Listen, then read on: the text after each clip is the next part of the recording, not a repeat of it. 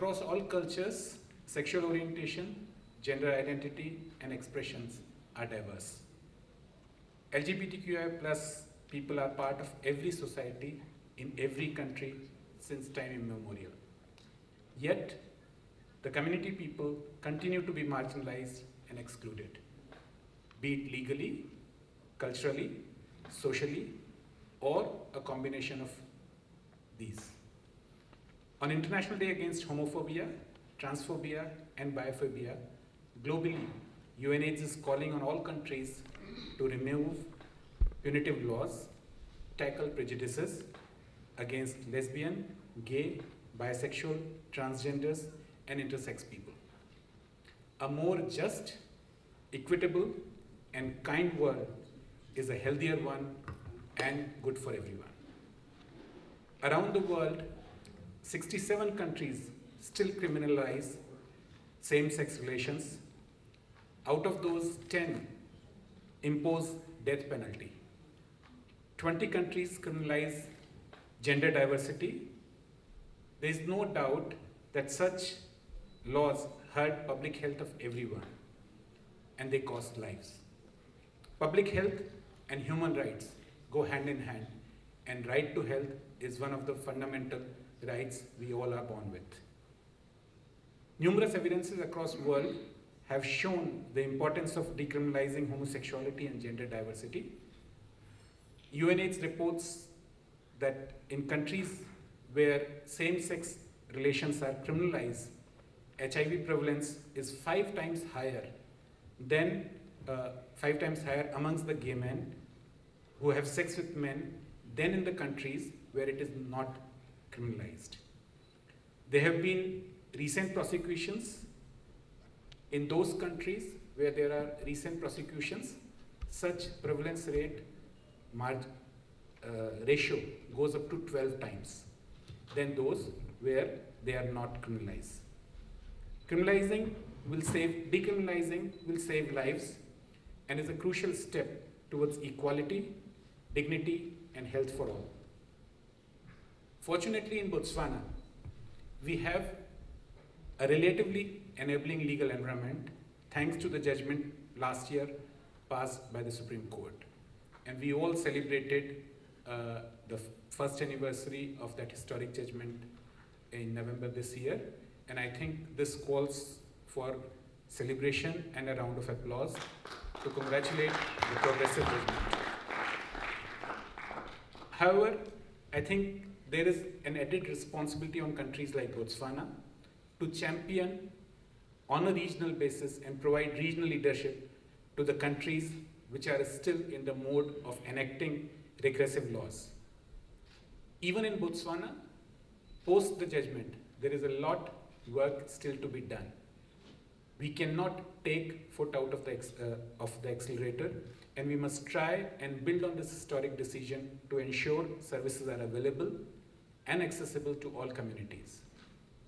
Recognizing that criminal laws have detrimental impact on HIV, United Nations members in the historic 2021 political declaration on HIV, which passed the Global AIDS Strategy, has put in ambitious targets, and all the countries of Africa are signatory to it, where it talks of and it commits countries to remove criminal laws that are undermining the HIV response and leaving key populations behind.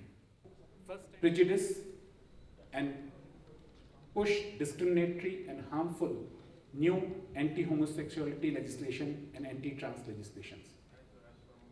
We don't have to go very far to identify and find countries which are going on that step.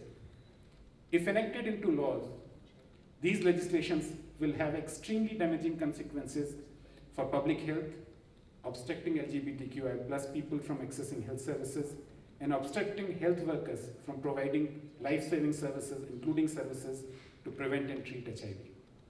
It's vital for public health that this harmful push be stopped, and Botswana can play a key and leading role in this. It has led the region by example, and it has the added responsibility, being a regional champion, being a regional leader on this front, to show the path to the neighboring countries. Coming to today's program, we have an interesting mix of community engagement, stakeholders engagement, and some fun, some lighter moments, some music. Language, as we all know, play an important part in ensuring dignity of people. And that's, I've worked in many countries, and this is a gap which in almost every country exists, that what is the right dignified terminology in colloquial or in vernacular language when it comes to issues addressing LGBTQI+. So today, Success Capital deserves all congratulations for coming up with a booklet of language in local, translated in local languages, which will ensure the right use and which will go a long way in, I think, educating our legislatures, our media, our other professionals, and almost everybody to ensure that our language reflects the dignity. Of the petition, what have you submitted and what are the kind of responses you've received? Thank you very much. Let me reintroduce myself just to perhaps expand my identity and the work that I'm doing. So my name is Diana Meswele. I am a legal and human rights officer, housed at Napa, supporting the national response, the whole of the national response to lead a rights-based approach to service provision for HIV, TB, and malaria. The reason why I'm also introduced as a friend of Success Capital is that NAPA believes, or government where we are now, has recognized that partnership and giving voice to our partners, opening up spaces to let our partners to lead from within is very important. So sometimes our relationships are so intertwined and so, so one that sometimes it's very difficult to know who works for who. And I'm very proud of that because it shows that there's a certain trust and there's a certain oneness in diversity that government is trying to push. So NAPA, as the leading organization for the AIDS response, conducted a LEA with the Ministry of Health, which is a legal environment assessment of all laws, policies, and regulations framing the AIDS response.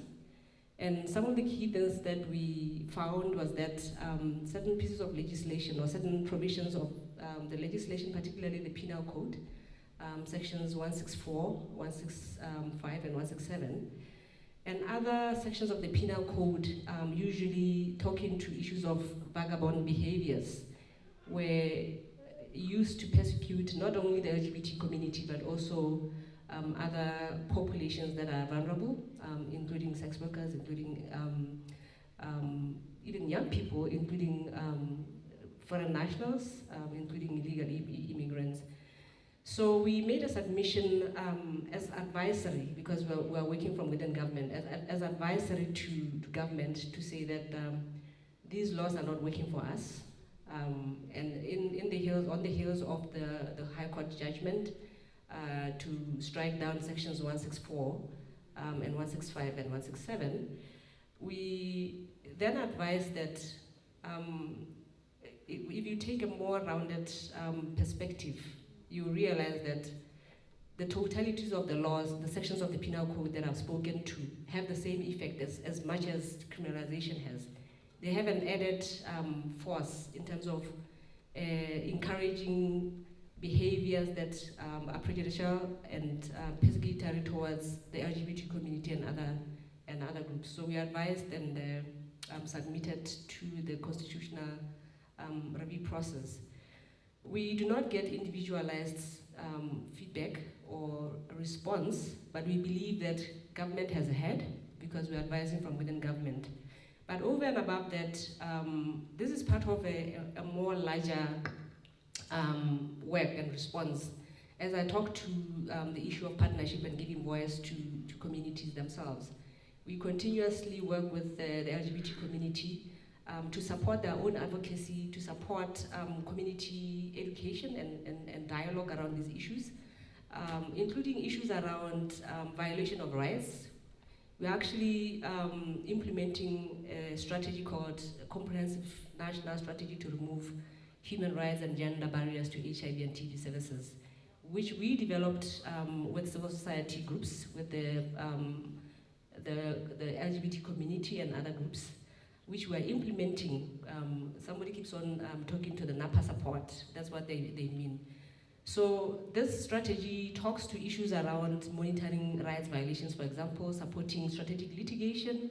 So you might not see us in the face of everything because we are government, but we do support giving voice and giving agency to populations that are whose rights are affected, including the LGBT. So I would just say that the next steps are always there. It's a bigger action that is sustained, and we continue to learn from the LGBT community, to learn about people's lived experiences, and to give them the space to help us to understand how we can improve things, how we can improve through programming, how we can improve through policy accommodations, even before we even touch the issue of legislative reforms, because it can take a long time. Yes. Well, thank you so much. A round of applause for Diana. Can you share your impressions about the LGBTQI rights in the country? Thank you very much. And my pronouns are he and him. Before I answer your question, I just have to say something. When you see an injustice, or when you hear about one, or an indignity, we have to speak up, right? And I just have to say that on behalf of myself and the entire UN family, any form of corporal punishment is an indignity on the integrity of a human being. So whilst you are laughing about the story of somebody being beaten on their bare buttocks, it pained me to my core. And so I didn't find it funny. Sorry to say that. In fact, I'm not sorry, because beating any human being, whether it's a child or an adult, institutes a culture of violence, which is the same violence which is inflicted upon many different kinds of minority groups. So I'm not agreeing with corporal punishment, and I hope that in 5 years we'll have another law criminalizing any form of punishment which involves violence. Can I come back to your question? Yes. All right, thank you. Thank you very much for that. A round of applause, please. Okay. Thank you. So, I've been here 3.5 years, and one of the first things is that the milestone which we have all celebrated many times about the decriminalization is indeed an incredible milestone which we have applauded and we've celebrated again and again. I think that coming here and seeing that gives me real faith that the rule of law and a belief in human rights can be protected and institutionalized in any setting. Because I'm sure that 15 years ago, my friends here would have never thought that Botswana would have a law which decriminalized same-sex relationships, right? So it can be done. And the second thing I want to say, what I've learned since coming here, what I've seen is that even something which is considered impossible can be achieved through the power and cooperation and strength of civil society movements. And that made up of individuals and organized groups working with other groups in other countries. So the power of civil society is something that I've seen here. Even though before I came here, people said civil society is underfunded, it's weak, it's not organized, but how wrong they were, because it was that same civil society that got this law through. So those are my impressions. Thank you. Thank you so much for that answer. And you're right, Civil society in Botswana has come really a long way, and I think they do deserve another round of applause for all the progress that they've made. Thank you, Zia. My second question to you would be, to you, I want us to talk. Yes. Okay. My second question to you would be, what are the engagement plans with the LGBTQI rights? Okay. Within, yes. Yeah, good, thank you. So the UN has always been, and the entire family I can speak, there are a number of us here, maybe we can raise our hand if we're working together. And we have many friends and partners here. Our primary plan is to continue engaging with LGBTQI community and all others who wish to uphold the inherent dignity and human rights of all. So that's simply, we want to engage, but that's not easy. It means that we have to invest time and effort and resources, but most of all it means a mindset. Even for somebody like me who's put here to promote human rights, I have to always think and challenge myself that am I actually doing enough to reach out and hear what somebody has to say, to really listen to them. So that's one of the things that we will continue to do. We can always commit to trying our very best to listen and support all groups. We don't want to leave anybody behind, ever. But we're also committing to be open to all suggestions, because we certainly don't know hardly any of the answers. The answers lie elsewhere. We can only hope to learn by listening. So that's our big plan, is to keep listening and keep engaging. And in particular, we work with all groups, but we really want to step up our work with civil society. May I say in Botswana, but in the neighboring countries, because again, I think the power of regional cooperation is much, much more impactful than just working alone. Thank you so much. What a power-packed answer. I mean, even I myself, I'm still learning. I still need to, listen more, learn more terminology, and, just live together in happiness. Thank you so much, Zia. Thank you. Another round of applause for Zia, please. This other question goes to Sean Price. You have been in Botswana. It's the same question, basically. You have been in Botswana. We arrived the same week. Give the same answer. Yes. Can you share your impressions about the LGBTQI rights in Botswana, please? What he said. Sorry. Let me not be facetious. There we go. Let me not be facetious. Let me add a bit more.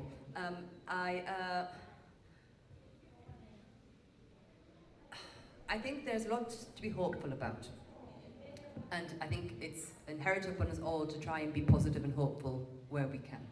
And Botswana has huge advantages in an active and creative civil society, in active and effective support groups, and in a genuine respect for the rule of law, which made it possible to get to where you are now, and should make it possible for you to go even further. So I am optimistic, but I also think that it's important for us all to have greater ambition, because there is so much more that could be done to promote LGBTQ+ rights in Botswana, and working together, we should be able to advance those aims, because it can be very easy to become complacent and to look and think we've achieved this now, or to look at your neighbours and think, actually, compared to insert the name of another country nearby, they're doing so much better. But so much better than that country is not good enough. It has to be the best that Botswana can achieve, and how we can continue this journey together.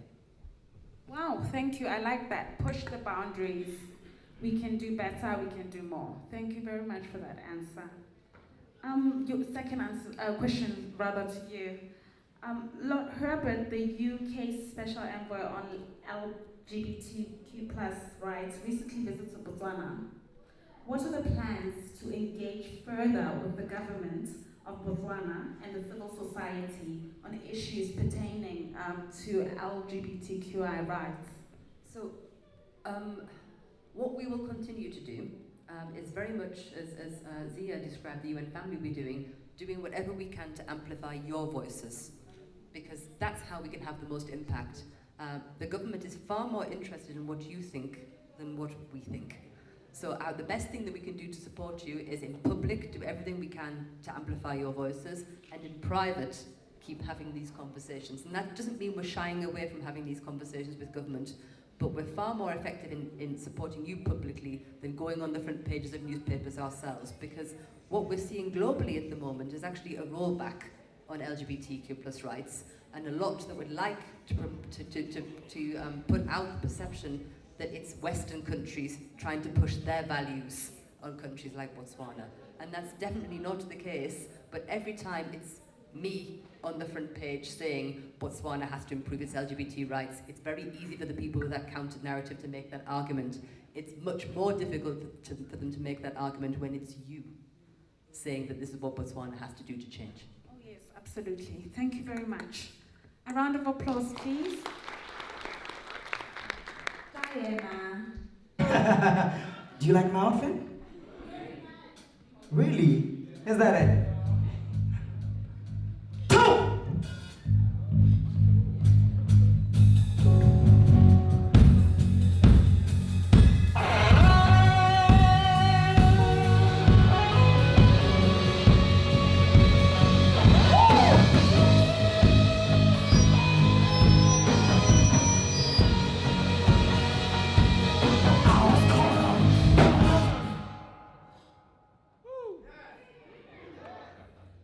Hello. Hello. How are you doing? Are you good? I'm good, how are you? I'm great. Have you ever been caught up in a crazy situation? Yes. Okay. I have this story that I will tell after this. But what I have to do right now is kind of tell you all about this little friend that I used to live with. His name is Anxiety. Yeah, as strong as I might seem and as giving as I might look, you know, it attacked me during COVID, and I spent 3 years off social media, just off the grid. But then there's one song that really saved me. It's called Lake by the Ocean, and I'd like to share that with you guys. Thank you.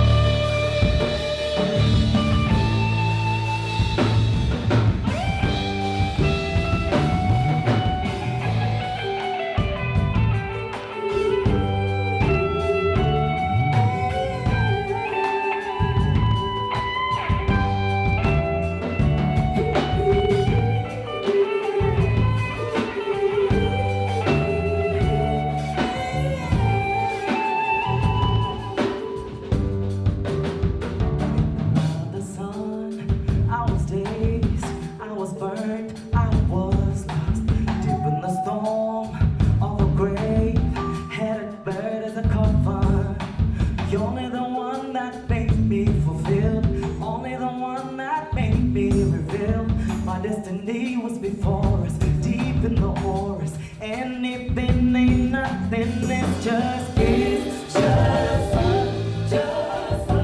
nobody but love. All trust on us, nobody but can we swim the lake by the ocean? We'll be one like drops in soul. Sing it, y'all.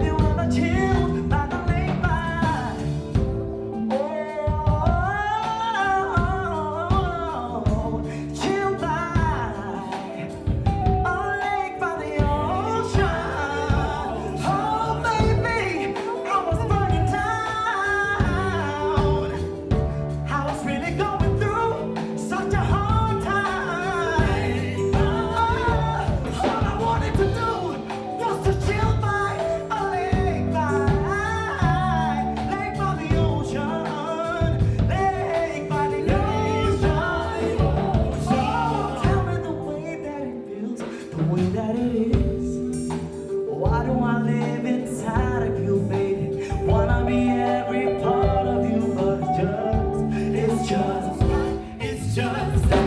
we can be strong, we can wave, we can live all so long. Live in a place where we'll never burn. No one could ever return. You are the reason I want you, baby. So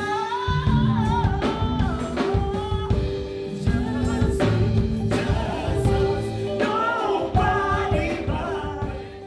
Well, I hatched a lot of babies now. Yay! Get out of bed now. There are a lot of my babies and I'm so proud when I think of Troy April, Freddie Pro, and all of these little kids that are coming behind and just taking over and owning the space. This is why we're here. We are here to celebrate people that are like me and are so fearless. And you need to give it up because we go through a lot. Thank you so much. All right. So, I'm gonna ask you a question. How many of y'all have been cheated on? How many of you have been cheated on? I know I have. Yeah. So, what happens when you find out that someone has been cheated on you? I think I should cheat back, don't you think? All right. Let's just cheat back.